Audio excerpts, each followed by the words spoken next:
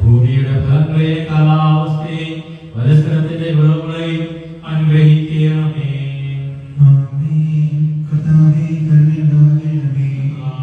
സത്യവിശ്വാസത്തോടും ഈ ലോകത്തിൽ നിന്ന് മനുഷ്യവായും സൗഭാഗ്യത പ്രവേശിക്കുന്നതിന് വേണ്ടി ഞങ്ങൾ പ്രാർത്ഥിക്കുന്നു. അത് മാത്രമാണ് സത്യത്തിന്റെ പിതാവായ ദൈവമെന്ന് എല്ലാ മനുഷ്യരും അറിയണമെന്നും യഥാർത്ഥ ജ്ഞാനത്തിലേക്ക് തിരിഞ്ഞ് എല്ലാവരും രക്ഷിക്കപ്പെടണമെന്നും അങ്ങ് ആഗ്രഹിക്കുന്നുവല്ലോ. അങ്ങനെ ആദ്യമുതലാണ് സൃഷ്ടിക്കപ്പെടാത്തവൻ സകലത്തിന്റെ സൃഷ്ടാവുമായ പിതാവും പുത്രനും പരിശുദ്ധാത്മാവുമായ ദൈവമാണ്.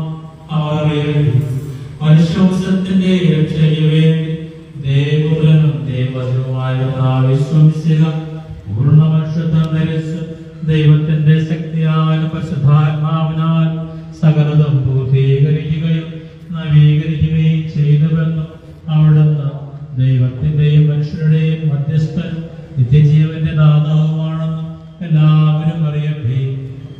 കർത്താവേ, ആരാധനായ ദൈവമേ, ഞങ്ങളുടെ അധരങ്ങളുടെ ഫലമായി സ്തോത്രബലി കാരുണ്യപൂർവ്വം സ്വീകരിച്ച് ഞങ്ങളിൽ സംപ്രീതനാകണമേ.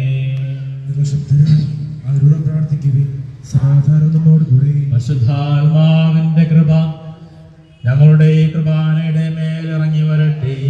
ഈ അപ്പത്തിൽ വികാസാൽ അവിടുന്ന് അധിവസിച്ച് ഇവയെ പിതാവിന്റെയും പുത്രന്റെയും പരിശുദ്ധാത്മാവിന്റെയും നാമത്തിൽ ആശീർവദിക്കുകയും പൗത്രീകരിക്കുകയും മുദ്രിതമാക്കുകയും ചെയ്യട്ടെ.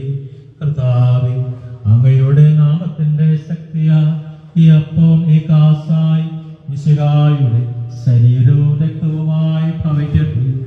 സത്യവിശ്വാസത്തോടെ അപ്പത്തിൽ നിന്ന് ഭക്ഷിക്കുകയും കാസായിൽ നിന്ന് പാനം ചെയ്യുകയും ചെയ്യുന്നവർക്ക് ഇവ കടങ്ങളുടെ പുറത്തേക്കും പാവങ്ങളുടെ മോചനത്തിനും ഉയർപ്പിലുള്ള വലിയ പ്രത്യാശ